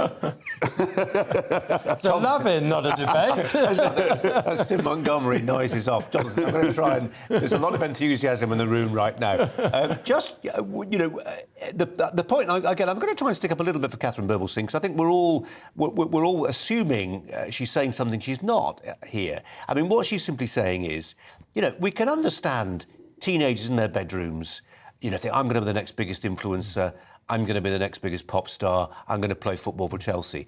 What she's saying actually is, yes, you can, of course you can have that dream, but you've also got to prepare yourself for disappointment, because in 99% of cases, that's what happens. Yeah, but... You know, and the world goes... this is for Jonathan. You know, and the point is, you know, we do need the plumbers, we do need the taxi drivers. And yes, we need the entrepreneurs, but not everybody can be Jeff Bezos. No, indeed. And that's why I said right at the beginning, our objectives have to be achievable. They have to be reasonable, realistic. You also have to do stuff that you enjoy, because as most people will know, if you work at something you enjoy, you never work another day in your life. You're passionate about it. But again, that doesn't stop the plumber starting up his or her own business and then employing 100 other plumbers and becoming a multimillionaire in the process, for example. Tom Skinner, just as a former, star of The Apprentice, what if there's one? You've been asked this loads of times. If there's one piece of advice for a 16-year-old tuning in on the radio or watching on TV today, what is it? one bit of advice I give someone, it doesn't matter how big the steps you are taking, just keep putting one foot in front of the other, keep moving forward, keep building yourself, and you will get there. The harder you work, and trust me, I'm walking, talking proof this is true, the harder you work, the luckier you get. And look, I had a market stall, like, that didn't take very much money. Now we've got sort of 10 vans in a row. We're a nationwide business, all from one little stall. So the harder you work, the luckier you get. Keep going, keep moving forward. It's good advice. Thomas Skinner, Colin, Jonathan Davis. Thanks. We've got to leave it there. Just one other thing. Go on, really quickly. Yep. I say, if you keep on pushing, eventually you'll knock that door down. That's it. Jonathan Davis, Thomas Skinner, really appreciate your thoughts today. Thanks for coming in. Thank you. Now, we're going to move on to a story that's caught many eyes today. But first, we'll talk to Montgomery. We're going to come on to talk about Prince William very shortly. But just on the point about aspiration, Tim, it's a wonderful thing. We wish we could bottle it as a nation. But it's also important sometimes to manage expectations. Yeah, and we're all using sort of homespun phrases at the moment. And mine in this is, don't run before you can walk. Build confidence first. And a lot of people there in the reality at the moment, out there in the world, face a lot of adversity. And I think we have to build confidence. And no one, Miss Snuffy, as she's called on Twitter, she knows the reality of life, and I don't think we should dismiss what she says at all. I certainly would never do that. I'm a huge fan. I think what she's done is remarkable. Speaking of remarkable, my recent interview, I didn't say anything, you'll find out in a moment who did, with the royal biographer Angela Levin, went all over the shop, went viral, following her claims that Prince Harry wanted an apology from the royals for apparently being cold-shouldered at the Platinum Jubilee celebrations. Meanwhile, early today, have a look at this. Prince William was snapped selling copies of The Big Issue, the homeless magazine in central London. Delighted to say Angela is here in the studio. I thought you took the gloves off a little bit on Prince Harry, but it's everywhere. Yes, I know, because they slightly altered what I said. When I said he's still waiting for an apology, I meant the apology in 2020, because they didn't look after Meghan nicely. He was very annoyed how they treated Meghan. That's what he wanted the apology for.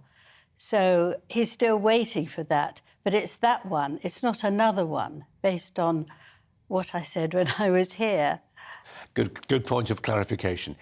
We booked you just to talk about that, but I really want to talk about this Prince William photograph, because it feels like a punctuation mark in the royal story a little bit, doesn't it? Well, he did when he was younger. He slept outside with other people who were homeless to actually really feel what it was like. I initially thought it was a bit of a stunt, but I've come to think that it isn't that. He actually wants to help the charity. Perhaps people aren't giving the charity enough money and people are still in the street. Well, you see it wherever you go now, these tiny little bundles of people on a mat or filthy, dirty mattress or in a tiny tent. They're everywhere, and perhaps he was helping them encourage other people to donate to a very worthy charity that he first saw when he was quite a young boy. His mother, Princess Diana, took both of them round to see how the unfortunate lived and what it was like to be homeless when they were living in splendour. And it's actually kept with them all their lives so far. Tim Montgomery. Well, one of the things I think, lots of people suffered during the pandemic, but of course the big issue sellers, a lot of them suffered quite a bit because we weren't going to work, we weren't passing the big issue seller and buying their magazine. And we both come into Waterloo Station quite often, Colin, and I was really pleased the other day to find the person who I used to see selling the big issue in a slightly different location, because I'd wondered what had happened to him, during the pandemic. And actually, so I think Prince William giving a little bit of publicity for a good cause that did actually suffer during the pandemic is very much echoing what his mother did for lots of causes. For me, if there's anybody in the room that's going to be pretentious, it's usually me. But there's something like poetic about this. I'm thinking back to Shakespeare, Henry IV, Prince Hal was criticised at the time in the play for hanging out with what you would describe as low lives. But he learned what it was to be poor.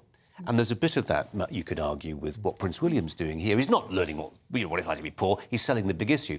But London is stuffed with multimillionaires who know nothing of how the poor live. At least Prince William's trying to understand. I think he's carving out the sort of king he wants to be and the sort of helper he wants to be to his father when he's king before him.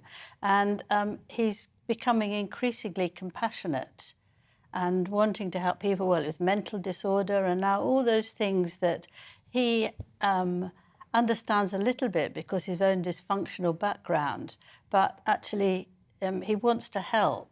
He doesn't want to cut ribbons and all that sort of thing. He really wants to make a difference. And this is another way of doing it. And it also makes you smile to make a difference.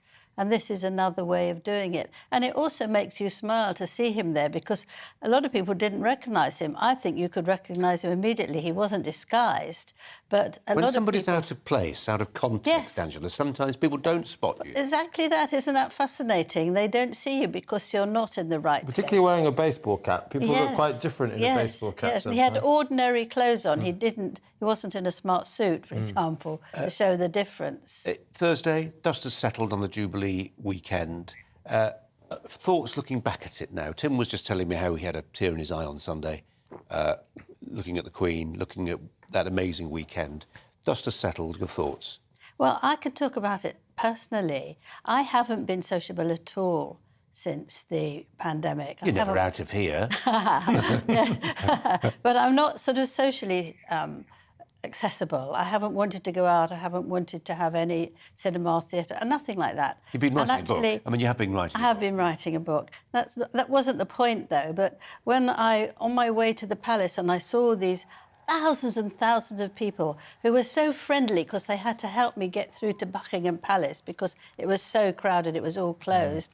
I suddenly lifted. I felt myself lift up. And I thought, yeah, I'm all right. I can chat to people. I can be all right. Lovely. And lots of other people have told me that because I asked people on my way out from the palace, how do you feel talking to people? Said, it's the first time I've had a proper conversation. It's the first time I feel happy and gay and that I can mix again with people. And I think of all the things that happened, that will be the long-lasting help for so many of us. I hope so. Angela, thanks for coming in. And Michelle Dewberry's going to tell us what's coming up in her show. Michelle. Yes, benefits to BRICS, that is the slogan. I can almost hear it ringing out now. I think we're going to be hearing a lot of that sentence in the weeks and months to come. I refer, of course, to the housing problem in this country. Boris Johnson reckons he's got the latest answer to help people get on the ladder, and that is to allow people's benefits to count towards mortgage payments. We'll be looking at whether or not that is a good idea. And the strikes, the pesky strikes, Colin. I wonder where people stand on this, because I absolutely support people's right to go on strike. But should there be kind of a skeleton, if you like, a skeleton service where people, organisations are forced to maintain some level of service if they're having industrial action? Or does that basically defeat the whole object? And social mobility, what does that even mean these days, Colin? I want to get into that because the new SAR has said that we need to, if you're from a poor background, take small steps rather than having big, lofty ambitions such as Oxford or Cambridge. So having all of that and more at 6. Michelle, thanks very much indeed. Looking forward to that programme. We've been reflecting over these 2 hours, in particular on that news from the Ukraine, that 2 Brits who've been fighting there have been sentenced to death. Number 10 and the Foreign Office are outraged. What can they do? More news to come. Hello again, I'm Aidan McGivern from the Met Office. It's been a warm and bright day so far in the east, but cloudier skies have affected western areas with rain for some, but the rain not terribly heavy at the moment.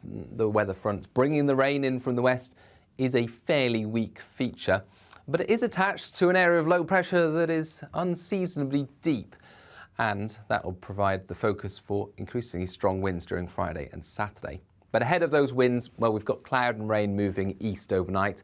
The rain really petering out by the time it gets to eastern England, eastern Scotland, just a few light showers in places and 1 or 2 showers continuing in the south and the far northwest overnight, but otherwise plenty of clear skies in between.